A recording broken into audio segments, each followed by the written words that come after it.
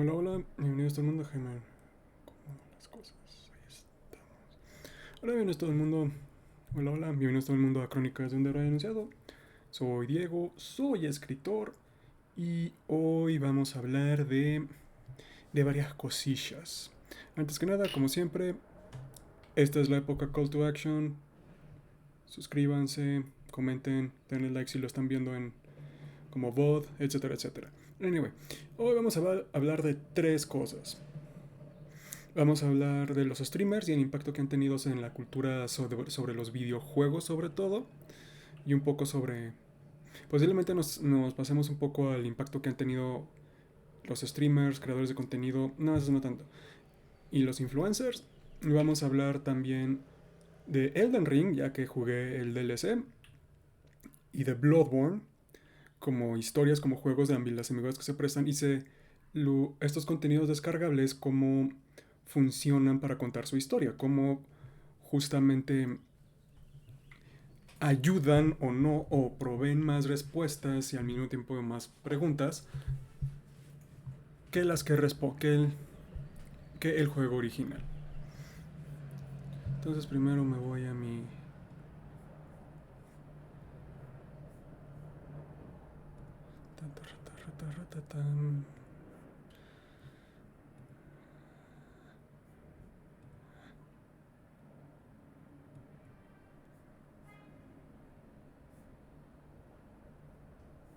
Ok. Uh-huh.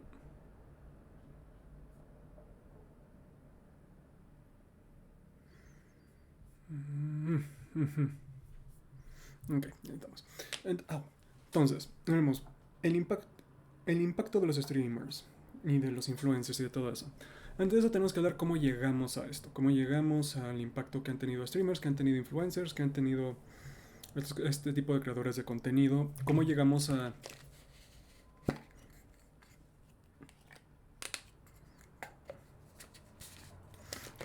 que estuviéramos acá.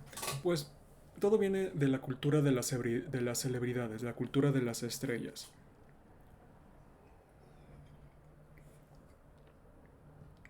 ¿Qué es la cultura de las estrellas? La cultura de las estrellas es cuando un producto o cuando una obra de arte es vendida o cuyo éxito, cuya marketabilidad gira en torno hacia quienes están involucrados, hacia las estrellas que brillan y le dan la opción a esto. Es lo que nos ha dado la cultura de Hollywood, la cultura de los talk shows, la cultura de todo eso, donde la promoción de la obra no es por la obra en sí, sino por quienes están involucrados. Esto como yo nací, bueno, soy de las generaciones que ya nació con esta cultura ya bien establecida, se me hace algo normal. Que obviamente vas a entrevistar a quienes están involucrados para que te vendan el producto. Y desde la incepción de todo esto siempre se ha venido como el producto de alguien más, usualmente del director. Es como la nueva película de Tarantino, la nueva película de Spielberg, la nueva película de X, Y, Z, bla, bla, bla, bla, bla, bla, bla, bla, bla. So, ¿cómo llegamos de aquí a los influencers? Pues el nuevo medio, el de New Media, la nueva media siendo, o la nueva información mediática, siendo Twitch, siendo YouTube, TikTok, Instagram, ya mencioné YouTube, que es posiblemente el más grande de todos. Estas compañías o estos estados en donde las estrellas, un nuevo tipo de estrellas empezó a nacer. Ese tipo de estrellas son las que vendían mucho la idea de que tú podías iniciar desde cero, de que tú con suficiente animus, una cámara y creatividad también podías triunfarlo. Había regresado esta gran idea del sueño mediático americano de que cualquiera lo puede lograr si se esfuerza lo suficiente. Claro que muchas de esto, especialmente hoy en día, no te cuentan que la mayoría son plantas de la industria o tienen familiares ricos o tienen cosas que les pueden aportar. Mucho de los streamers o influencers o creadores de contenido de vieja escuela que se iniciaron con poco y lo iniciaron desde todo, pues ya son pocos y la mayoría ya se han retirado porque el ecosistema ha cambiado muchísimo. Y ahí sí, perdónenme generación Z, pero sé más de usted. Si nosotros los millennials sabemos un poquito más de eso que ustedes porque nosotros vimos el nacimiento y el crecimiento de esto. Nosotros vimos cuando a Smosh, el famoso Smosh, les dieron oportunidades de hacer película, cuando el Wherever Tomorrow era alguien interesante, cuando Ben Shorts, cuando todos ellos, antes de que Chumel Torres terminara siendo boca propagandística de una empresa como cualquier persona de talk shows, nada más que él con ciertos chistes, pues era parte de otro programa llamado, bueno, de otro canal que era No Me Revientes del Yayo en YouTube. Nos tocó ver eso. El famoso PewDiePie, que no se sabe si es racista o no. Lo vimos. Y este nuevo medio empezó a girar, y esos personas empezaron a girar en la idea de hacerse viral. ¿Por qué viral? Porque como un virus se infecta y se esparce y se expande y empieza a tocar todos lados e infecta básicamente. No es algo muy...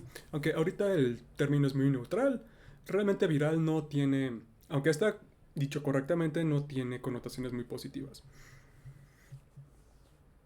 Estos nuevos... Esas estrellas de estos nuevos medios pues agarraron al mundo por sorpresa. ¿Por qué? Porque ya no son la vieja guardia, ya no es Hollywood, ya no es lo establecido de que si no eres parte de eso te va a costar un huevo o ovario y la mitad del otro poder triunfar en el medio que escogiste, en el medio artístico que escogiste. Ya no es como estas grandes industrias, estos grandes titanes ya establecidos. Ya eran, cualquiera lo puede hacer. Cuando no, mucho es perseverancia, mucho es muchísimo, como siempre, suerte y pues otros factores. Y empresas empezaron a apostarle a esto. Empresas que que vendan productos empezaron a, oye, yo te voy a patrocinar, vamos a entrar en un contrato por 15 videos. Tú dices de mi producto, vendes mi producto y yo te pago. Así no tienes que recaer tanto en el AdSense de YouTube o de Google o en otras cosas que pues pueden ser precarias por cómo es la internet, por cómo fluctúa esto del internet, el famoso algoritmo. Y es un trabajo estable. Básicamente ahí se empezó a ver una división muy interesante. ¿Por qué? Porque empezamos a los que solo hacían contenido por hacer el contenido que ellos querían. Estos los vamos a poner en categorías de, artistas de contenido. Los que hacen contenido porque ya es su trabajo y pues son los que más tienen que estar a las vivas de los cambios de este algoritmo que dicta su vida, los creadores de contenido. Los que solo son embajadores de marcas, que no son personas, simplemente son personalidades, los influencers, y el caso más extraño que es el punto medio entre todos estos, que son los streamers.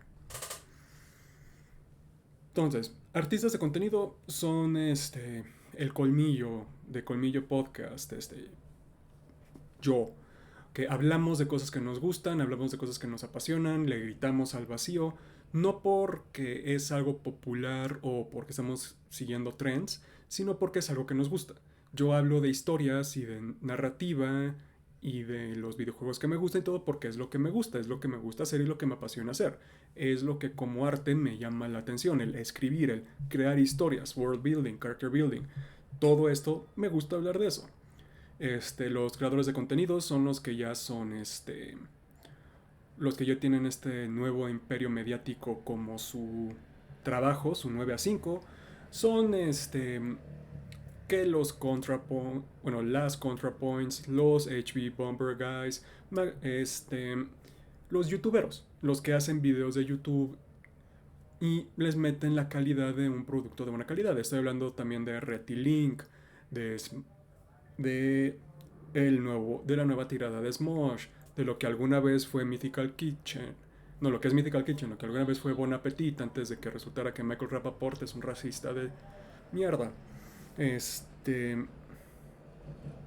Estos también se pueden subdividir en los que se quedan en este medio, en este nuevo medio. Los The Try Guys también, otro ejemplo. O los que intentan saltar al mainstream porque el mainstream sigue teniendo una seguridad económica y un caché que los nuevos medios jamás van a tener por la propia calidad y cualidad efímera del producto que venden. Que el algoritmo esté cambiando de día al día, al día al día, y que básicamente a todos los consumidores les haya dado cierto TDAH bueno, TDAH o una excusa de TDA de que ya todo tiene que estar cambiando más rápido y rápido y rápido y rápido, pues eso hace que lo que funcione una vez no funcione mucho y es precario poner todos tus huevos en esa canasta. Eh, Muchos de los que asaltan al nuevo, muchos no lo triunfan. Lily Singh, por ejemplo, no lo triunfó. Ben Shorts no pudo. Este. Whatever Tomorrow tampoco. El, la Cotorriza, creo que para allá va y también no le va a ir bien. Aunque han tenido a muy buenos invitados como a la diosa Susana Zabaleta, pero no creo que les vaya a ir también a lo largo. Y hay pocos que sí lo logran. Por ejemplo, Quinta Burnson, que inició en BuzzFeed, en el peor de los peores lugares, y terminó escribiendo una de las sitcoms más buenas que he visto en mi vida, que es Abbott Elementary. Y ya ella ya es Quinta Burnson, ella ya es escritora de TV, ya es productora de TV, ya no es escritora de contenido, que es la otra categoría, los que logran dar el salto. Y también tenemos a Bo Burnham, que inició en Vine y se convirtió en como la nueva avenida de estos cómicos de stand-up tipo Tim Minchin, tipo Tim Minchin, que es observación, profundo, pero también con música y muy cagado. Y en México, pues al Chumel Torres lo agarró a una cadena televisiva, lo puso y pues lo logró hacer. Esos son los creadores de contenido, los que crean contenido porque les gusta y los que crean contenido porque ya es su trabajo y los que crean contenido que lograron saltar al medio, que por suerte, que por talento. Miren, paréntesis, les voy a hacer algo muy sincero. Talento vale madres. En el mundo artístico, el talento es el 2%. El otro 98% es el oficio. ¿Y qué es el oficio? Es no cejar, es continuar, es ser lo suficientemente humilde para saber que tu arte siempre puede mejorar y estar abierto a críticas y aún sabiendo que tu historia puede cambiar el mundo. Y suerte, suerte, parte del oficio es tener suerte. Y la suerte, irónicamente, es no cejar, es seguir enviando, es si esto ves que ya no está funcionando, si en mi caso, si envías que esta historia por 60 este, agentes le dicen que no, ok, vas a seguir trabajando en esa, pero vas a escribir otra distinta por si esta de plano no funciona, tengas otro plan. Es no cejar, eso es la suerte y eso es el oficio. El talento lo único que te va a ser la creación un poco más sencilla y aún así no necesitas tanto talento porque simplemente te va a poner 5 pasos al frente del resto ya los talentosos los alcanzas y hasta se pueden rebasar con trabajo puro, con trabajo y con dedicación.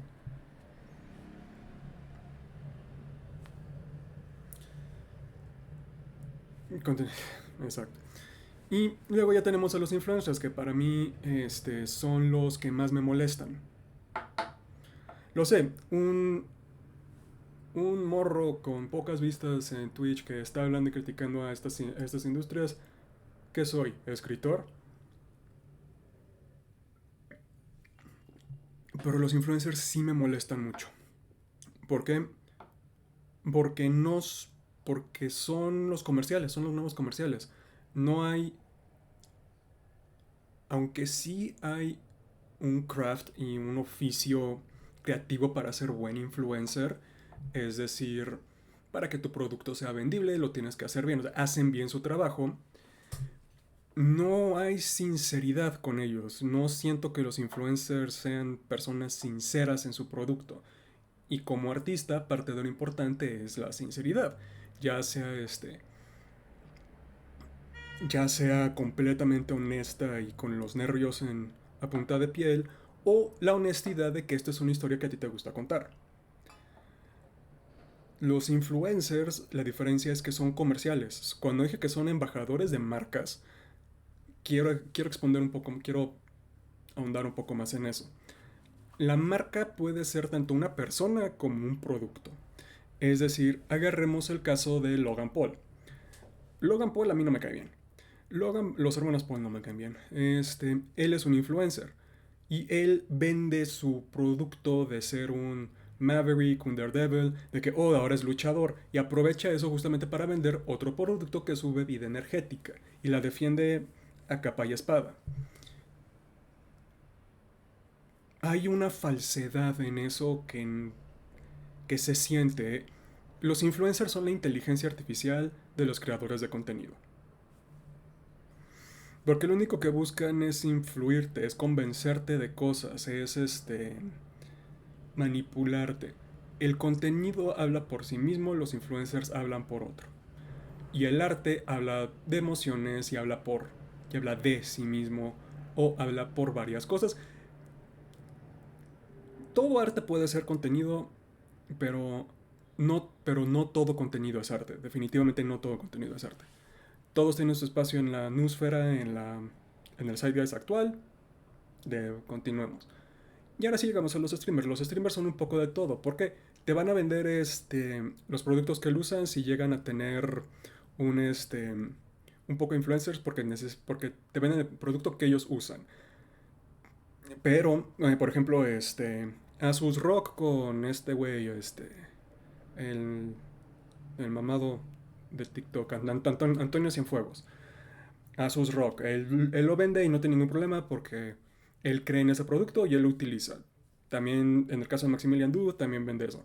Es muy probable que muchos de estos streamers vendan es lo que ellos utilizan, como Ludwig con Red Bull, etcétera, etcétera, etcétera. Los patrocinadores que ves en el stream, cosas divertidas. O más bien cosas de negocio.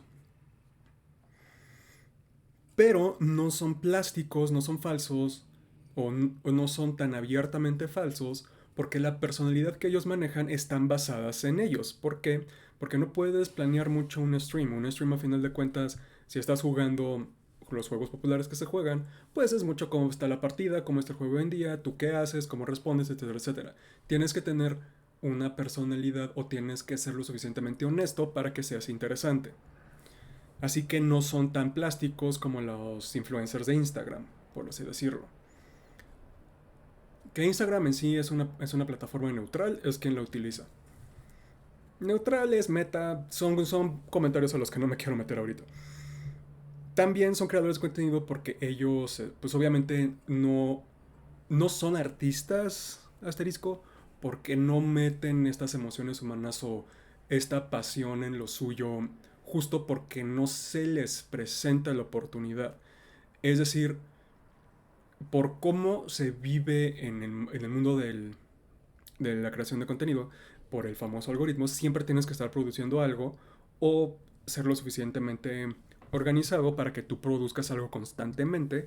Y el arte no funciona así. El arte no es de necesitas sacarlo a tal momento, es el arte se trabaja y sale cuando sale.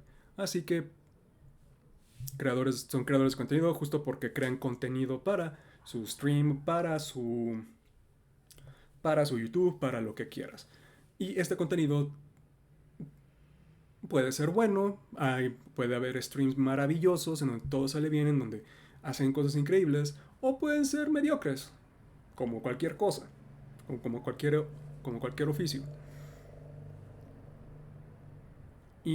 Pero también existe el caso de que los streamers cuando son de nicho o cuando hablan solo de lo que ellos le quieren, también se vuelven artistas de contenido. El caso que a mí más me gusta o del que más me gusta hablar, aparte del Colmillo, que lo quiero mucho, es el caso de Maximilian Dood. Para que los que no saben, Maximilian Dood es parte de un grupo llamado Yo Video Games. Ellos usualmente de lo que más hablan son de juegos de pelea, que es algo increíblemente nicho dentro del propio género de los videojuegos. Él nunca habla, o sea, él ha hecho playthroughs de otros juegos, o sea, él se ha streameado jugando otras cosas, ya sea Resident Evil 4, Devil May Cry, Elden Ring, Bloodborne, pero todo tiene algo en común, son cosas que le apasionan. Maximilian nunca, y lo de Yo Video Games, nunca hablan de cosas que ellos no quieren hablar de. No es como, este juego es popular, vamos a streamearlo porque es popular. Ese tipo de contenido no es, ok, esto está bueno, yo en el contenido quiero hablar de Street Fighter 3 Alpha, porque es lo que a mí más me gusta. Y eso es lo que para mí diferencia mucho a streamers como Maximilian, que como este los que streamean, no sé, cualquier juego que sea popular en ese momento y que solo streamean eso. Esos son los que para mí son plásticos y son más influencers que creando contenido y mucho menos arte. Y también existe una honestidad muy cruda sobre estos streamers que streamean lo que ellos quieren. Este, Cuando vemos a Maximilian Dood reaccionar ante el tráiler de Cloud Strife en Final Fantasy VII, es literalmente la expresión más honesta de él. Aunque sí no lo conocemos como persona y y obviamente él solo presenta una faceta de él, la faceta que presenta es parte de él, no es una máscara. Es algo súper filtrado mediante los videojuegos, mediante el stream, pero es él. Y aquí es donde ya puedo hablar del impacto positivo que han tenido los streamers y del impacto negativo. El impacto positivo que algunos streamers tienen es darle vistas a juegos o a cosas que posiblemente no hayan tenido mucha oportunidad de brillar originalmente. Por ejemplo, cuando se streamea o cuando streamean juegos viejitos, juegos de su infancia, juegos que los marcaron y cuando ya son generación X o milenios y queremos hacerlo, pues podemos traerle nueva vida a otros juegos. Un buen streamer le da vida y le inyecta vida a cosas que posiblemente se hubieran quedado abandonadas. Un caso muy extremo es Among Us, un juego que había salido años, pero porque por la pandemia presentaba la oportunidad de jugar con amigos y empezaron estos a hacer contenido de esto y se volvió popularidad, se volvió muy popular y empezó a sacar este, N cantidad de clones. Por ejemplo, el propio Max. Hablo mucho de Maximilian porque es uno de mis streamers favoritos, junto con Pirate Software, Thor, el creador de Hardbound, que solo hacen cosas que a ellos les llaman la atención y si no les gustan lo van a criticar. Este, y, por ejemplo, Maximilian Dood le hizo mucho bien al, a la comunidad de juegos de pelea, a la Fighting Game Community o FGC. Porque sí, o sea, los que nos movemos en la esfera de los videojuegos sabemos que hay torneos de League of Legends, que hay torneos de StarCraft, que fueron los primeros, y que existe EVO, que existe este, este torneo de varios juegos de pelea en donde ya van profesionales que se han pasado toda la vida jugando con eso y pues sabemos la importancia de los juegos de pelea. También los que somos fanáticos de los videojuegos como forma de arte, les podemos decir, y yo lo digo así a todo volumen y con todo el pecho, la esencia de un videojuego son los juegos de pelea. Presiona botones and watch cool shit happen. Gana o pierde. Esas tres leyes que gobiernan un videojuego, no hay expresión más cruda que un juego de pelea. Y pues sí, pero nunca había sido bien recibida, es decir, tenía mucho drama, momentos de, ¡ay Dios! Y voy a mencionar algunos, la falta de higiene con los de Smash Brothers, este, el, bueno, la falta de higiene en general en el espacio nerd de Arcadia, incluyendo Magic the Gathering, este, los acusos de, pues que eran como Drake, pederastas, muchos de ellos, como los de Minecraft, y pues se generó esta idea, y aparte de todo eso se empezó a generar la idea de que eran muy tryhards, de que entrar a un juego de peleas es muy difícil, que hay que hay mucho esta palabra técnica, que hay mucho que, ay, a mí me gustan, pero como no soy bueno me van a ganar en online y pues yo no voy a jugar eso, me voy a frustrar y no entiendo de lo que están hablando. Maximilian Dood, como caso de streamer muy positivo, en- lo hizo accesible en el sentido de él no él utiliza el vocabulario que se generó en el espacio. Es decir, él va a hablar de uppercuts mexicanos, él va a hablar de frame perfect input, él va a pasar de negative input, él va, bueno, que no sé, de pianoing, él va a hablar de pretzel, él va a hablar de posición 1, 2, 3, 4, 5, 6, 6 strong dash, o sea, él va a hablar de las cosas, pero parte de lo que ayuda es, como él está muy metido en eso y tú ves las reacciones, empiezas a tener curiosidad, empiezas a verlo y empiezas a entender. Es como Wake Up Punish, With Punish, todas super, todas esas cosas, como él empieza a decir y tú estás viendo cómo reacciona a eso. O sea, cuando él está y algo muy importante es que él muestra cuando pierde, no solo cuando gana. Así que se genera este momento de, estoy entendiendo qué está pasando. Y él es un campeón, él es un defensor de los juegos de pelea. Y yo estoy muy de acuerdo en él de que sí es difícil de entrar, pero todo depende de qué estás buscando. Hay juegos casuales y hay juegos competitivos. Y es en esto de lo casual y competitivo que voy a hablar del lado negativo que muchos streamers han tenido. Y justamente voy a utilizar a Elden Ring, Bloodborne y tristemente mis queridísimos juegos de pelea para hablar de esto. Cuando uno juega muchos videojuegos empieza a empieza a desarrollar su propio lingo, sus propios slang. Estos slang pueden ir desde, no sé, desde Nair, que es Neutral Air en Smash Bros. Um, este. Upping, que es utilizando el rifle AWP en Counter-Strike. O Sus, que es, bueno, Venting, que es una mecánica en Among Us, etcétera, etcétera, etcétera. Una de las palabras que más daño una de las tres palabras que más daño le han hecho a un ecosistema de un videojuego son overpowered, OP o broken, buff y nerf. Overpowered es que están diciendo que algo que están utilizando es rompe el meta o el este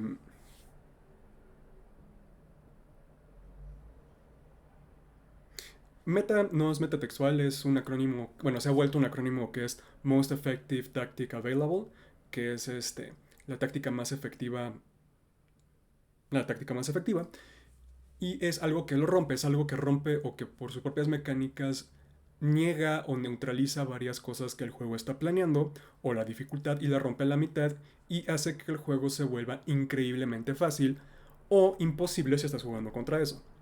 Buff no sé de dónde vienen las palabras honestamente estas dos, pero buff es cuando a un personaje, a un objeto, a un arma, a una técnica en un videojuego la hacen más fuerte, la mejoran, la incrementan, buffing, buff. Nerf es lo contrario, cuando algo que era muy fuerte, algo posiblemente overpowered, le empiezan a quitar efectos para que entre al meta o se vuelva más débil. Y los streamers le han hecho mucho daño a la economía al ecosistema del juego porque se empiezan a quejar mucho de, ay, es que esto está overpowered, no, esto está muy fuerte, esto lo necesitan bufear, esto lo necesitan nerfear. Y hay dos maneras en donde esto se filtra, en lo casual y en lo competitivo. Y dependiendo del juego, la industria o las compañías tienen que escuchar a uno y otro y usualmente escuchan al contrario. Por ejemplo, Elden Ring. Elden Ring fue muy infame en los Soulsborne, en los juegos tipo de FromSoft, rápidamente, porque una vez que salió empezaron a nerfear muchas cosas. Mucha gente se empezó a quejar de, ay, esto está muy roto, esto está muy overpowered, it's broken, it's broken, it's broken. En PvP, o sea, jugador contra jugador, el modo competitivo. Para los casuales, obviamente nos encantaba tener algo roto, nos encantaba tener algo que agarrara la dificultad del juego, que es de los juegos más difíciles de FromSoft, y la rompiera a nuestro favor. ¿Por qué? Porque nos gusta más explorar el mundo, nos gustan más otras cosas que no estarnos dando de golpes tras golpes tras golpes ante una pared hasta poder romperla. En este caso, el daño que le hicieron los streamers fueron el lado competitivo, que es el lado más chiquito de los que juegan el Ring, quiero dejar eso en claro. O sea, es los más minúsculos de los minúsculos de los minúsculos. Y afectó a la mayoría de que empezaron a quitar, es que mi build era divertido y me gustaba hacer esto porque tenía esto, porque tenía esto, porque tenía esto, que eran lo roto. Y pues ya no es lo roto, ya en muchos casos pues los hicieron inservibles, como Rivers of Blood, que lo que tuvieron que sacarlo para bofearlo. En este caso, los streamers competitivos o los que juegan en PvP o los que se quejan de la dificultad del juego sin entender la intención son los que hacen daño. En los juegos de pelea es más interesante esto. ¿Por qué? Porque el juego vive y muere por tanto su lado casual como su lado competitivo. Los juegos de pelea, los streamers han hecho mucho daño a los juegos de pelea porque no quieren que sus personajes sean más fuertes, quieren que los otros sean más débiles. Y eso hace daño, ¿por qué? Porque estás quitando la diversión, sé que es más fácil hacer algo más débil, o sea, en cuanto a código quitar que poner, sé que es más fácil. No quiero presumir cómo se hace un código de un videojuego, o sea, es, se oye tan difícil como escribir una novela. Pero aquí la diferencia es el daño que se hace es que por los que tienen mucha gente o que son muy populares y se quejan, empiezan a arruinarle la diversión a la mayoría. Pero en este caso los juegos de pelea están en una situación muy interesante. ¿Por qué? Porque si escuchas solo el lado competitivo, vas a perder al lado casual, lo cual significa que en tus primeras salidas o en cada temporada con nuevos personajes, pues los van a jugar pocos, pues porque lo estás complicando mucho, la barrera de entrada está muy alta, y aunque hay cierto appeal en agarrar la habilidad de poder jugarlo, por eso para mi gusto Guilty Gear X Earth es mejor que Strive como juego, o sea, en gameplay, no es tan divertido de poder agarrar y automáticamente sentirte bueno con un personaje. ¿Qué es lo que hace este Smash? ¿Qué es lo que hace Tekken? Es lo que hace... Pues sí, Smash y Tekken son los dos juegos más casuales de peleas. Street Fighter va para allá, pero eso ya son otros que comentar. Y, pero al mismo tiempo, si solo escuchas a los casuales, pues vas a perder la línea de vida que tu juego va a tener mediáticamente a la larga, que es la escena competitiva. Es decir, sí, mientras tú estés sacando aniversarios, estés sacando temporadas, estés sacando personajes, el lado casual va a ser un lado muy fuerte, porque es, un nuevo personaje, vamos a jugarlo, lo van a jugar un mes, dos a lo mucho, y pues se va a quedar el lado competitivo, que son los que los van a estar jugar diario por años, o lo pueden hacer su carrera, en el caso de Melee, de Smash Bros. Melee, en el caso de Street Fighter 4, Mortal Kombat 10, y estás afectando ese lado. Y todo es porque los streamers no se callan. Todo eso es porque hay streamers que no saben de lo que están hablando, de que, esto está broken, esto está roto, esto es demasiado fuerte, este personaje es demasiado fuerte. Y a veces es su falta de habilidad. No todos los casos son Bayonetta en Smash Bros. De Wii U o este... Ah, se me fue el nombre. Un personaje en Tekken 8 que cualquiera podía, en Tekken 7 que de los últimos que sacaron, que cualquiera podía agarrar y rompía el juego a la mitad de dificultad. ¿Es Gideon o no? Ahorita les digo.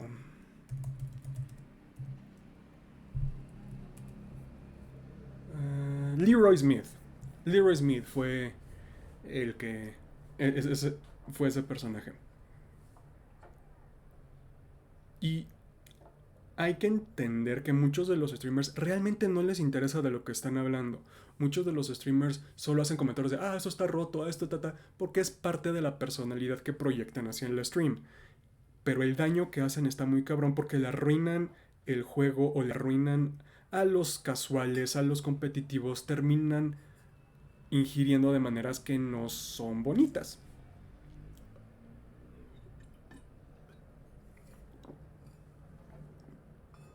Porque ellos dicen, esto está roto, y la audiencia, porque tiene relación parasocial con estos como buenos pinches rémoras, están de acuerdo con ellos y eso genera ruido y las industrias creen que son verdaderas, o sea, que son opiniones válidas cuando, aunque tienen mérito, no son válidas porque solo son streamers que luego se van a cambiar a otro juego. O sea, por ejemplo, si yo creo un juego de pelea, A los que les voy a hacer caso es a Justin Wong, así de streamers, es a Justin Wong, Sonic Fox, que es más influencer que nada, Maximilian Dude.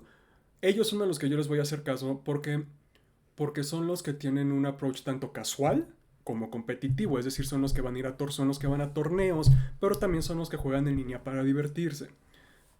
No le voy a hacer caso a su chat, no les voy a hacer caso a si mi juego es popular, no le voy a hacer caso. Me cae bien este youtubero, pero no le voy a hacer caso a Alfarad. Alfarad Jacob me cae muy bien, cuenta muy bonitas historias con sus videos, es un músico talentoso y todo, pero él lo ve desde un punto de vista, o sea, sus comentarios vienen de creación de contenido. Es muy raro cuando él dice algo que en serio está afectando al juego de manera crucial. Y él lo sabe, él ha dicho que su opinión es su opinión y que, o sea, no le hagan caso cuando está bufeando o nerfeando, que él no es un streamer de juegos de pelea, él es un streamer variado. Y por eso, pues, no le haces caso a esos, le haces caso a los especialistas, a los artistas. Así que los streamers le han hecho mucho bien a muchos juegos, han hecho que la industria de videojuegos le ponga más esfuerzo. Por ejemplo, a los juegos de pelea, Street Fighter 6 no hubiera pasado si streamers como Maximilian no hubiera jalado toda la atención a Street Fighter 5, a Street Fighter 4, 3, a Tekken, todo eso. Al mismo tiempo le hacen daño mucho a la industria porque porque como no son raros los que crean contenido, los streamers, que marcan esta diferencia entre, oigan, esta es mi personalidad en videos, esta es mi opinión del personaje que yo manejo en videos, y estas son mis verdaderas opiniones, son pocos lo que lo hacen, pues terminan afectando y estrangulando el propio juego. Un caso muy infame es Overwatch. Todo el mundo se quejaba de los héroes en Overwatch. Todo el mundo. Todo el mundo, todos los streamers decían, esto está muy roto, que el gancho, qué cosas aquí. Y aunque sí en un inicio sí había cosas muy rotas en el juego, el gancho de Roadhog estaba rotísimo y sí necesitaba un ajuste. Se empezaron a quejar tanto que se volvió un juego que cada update, como intentaban escuchar, nosotros escuchamos a la audiencia, con cada update el juego cada vez se ponía peor. No había buffs para los personajes, solo había nerfs. Los personajes nuevos siempre eran rotos y a veces las propias mecánicas de algunos los hacen imposibles de nerfear a menos que bufen a otros, por ejemplo el caso de Moira. Así que el juego cada vez se volvió más y más y más y más y más y más malo porque escucharon a streamers y es porque escucharon a los streamers incorrectos en lugar de escuchar a los que, oigan, esto está roto por esto, esto y esto y esto esto está malo porque hace mucho daño, ¿cómo quieres que yo haga esto por esto? Cuando muchos eran sus problemas de habilidad, voy a ser muy sincero. Y hablando de habilidad, de skill issue y de get good, cambiemos algo más positivo. Elden Ring, positivísimo, y Bloodborne, y los DLCs y cómo afectan los DLCs a la historia o el cómo se cuenta una historia. Ya he hablado de Bloodborne, ya he hablado de Elden Ring. Bloodborne es una gran historia de terror cósmico, horrores, pesadillas y maternidad. Vamos a ser sinceros, la maternidad es un horror cósmico. Elden Ring es Ragnarok se encuentra con el anillo de los Nibelungos en un mundo de fantasía y con una cantidad de incesto que se nota que George R.R. Martin tuvo metió su dedo en su historia, en esa historia. Y las historias que se cuentan son ambiguas, son historias que se cuentan mediante el juego, por los objetos que recoges, por escuchar diálogos de los personajes, por leer, por interpretar, por unir pedazos en una historia vaga, dichos de personajes que os están volviendo loco o que son ambiguos o que no sabes si te están mintiendo o no, y tú empiezas a hilar eso más el propio ambiente que te está contando el ambiente. Está esto, el propio diseño de los enemigos es muy importante para ir hilando historias. Son historias que por su propia naturaleza no van a estar completamente cerradas. Siempre va a estar esta, esta ambigüedad de interpretación. Y es por diseño. Desde Dark Souls, Demon Souls, todos esos, los Souls Tú entras a un juego, a un mundo que se está muriendo, que la época de oro ya pasó, la información, la educación, ya todo se está muriendo, ya solo quedan los locos que están intentando sobrevivir. Así que la información que vas a aprender es una información increíblemente sesgada por los sobrevivientes, por los que ganaron guerras antiguas, y no vas a tener un cuadro claro de lo que pasó, solo vas a tener tus interpretaciones y quién tú sigues. Igual con Bloodborne. Bloodborne son sueños, son pesadillas, aunque hay momentos en la timeline muy claves y muy que como buena verdad no puedes desmentir y no puedes negar, las razones, el por qué, el cómo se llegó a eso es ambiguo. Y Elden Ring es lo mismo, son historias por naturaleza ambiguas. Así que cuando sacan un DLC, las historias, el qué vas a responder de las preguntas que quedan del juego original, se vuelve algo muy importante, especialmente en cómo lo vas a tratar. Por ejemplo, The Old Hunters. The Old Hunters siempre en el primero es, no, o sea, pues los cazadores en Bloodborne terminaron malditos, pero porque hicieron algo con el sueño o se metieron con Cos o era el sueño y te lo manejaban ambiguo. ¿Qué te responden los Old Hunters? Justamente la maldición de los cazadores, el qué es lo que hicieron tan mal que los cazadores están pues malditos al no morir, en que no se pueden morir, en que este la bestia que ellos tienen dentro no solo es una maldición por parte de la sangre de la reina Yarnam o del tratamiento de sangre, sino ellos tienen algo extra, tienen esta pesadilla que eventualmente vuelve a los cazadores locos y hacen que caigan bajo su bestia.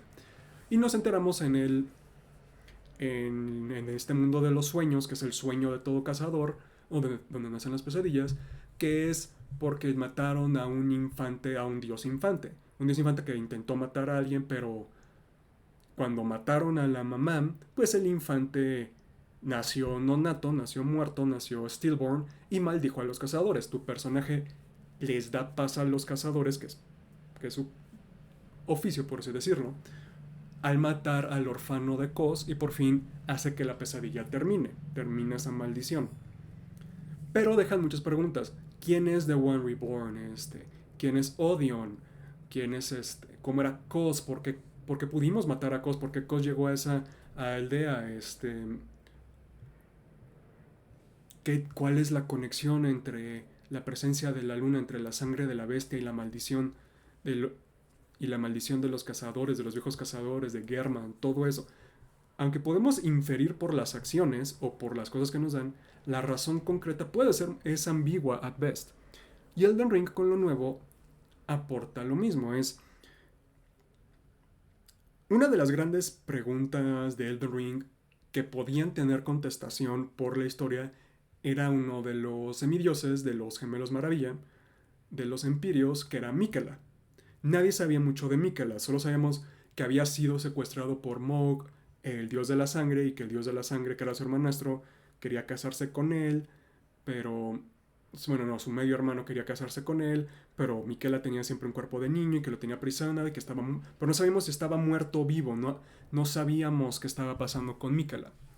Todo lo demás que había contestaciones como qué es la Orden Dorada, qué es la Madre Sin Forma, qué es The Flame Frenzy, las estrellas de Rani, todos ellos pues no iban a tener contestaciones porque parte de la historia tiene que ver con esa ambigüedad de tú como volverte en el nuevo Lord de las tierras, pues estás llegando a algo después de una guerra, después del Armagedón, así que nunca vas a tener toda la información para tomar las decisiones. Solo tienes que tomar la decisión que para ti sea la más correcta. Ya sea la de Rani, ya sea la de Goldmask, ya sea destruirlo todo, ya sea regresar muerto. Depende tú. El DLC lo que nos contesta es justamente qué pasó con Miquela, porque esas son respuestas tangentes que no habían sido contestadas. Muchos decían, igual vamos a ver a Godwyn. Nunca íbamos a ver a Godwyn, el niño dorado, como jefe, porque sabemos qué pasó, sabemos que está ahí, sabemos lo que le pasó. Con Miquela no sabíamos nada. Y el DLC no solo nos muestra qué pasó con Miquela, nos pone la personalidad de Miquela, nos ponen cómo es. Y no quiero contar spoilers porque hay mucha gente que lo está jugando y mucha gente que me sorprendida.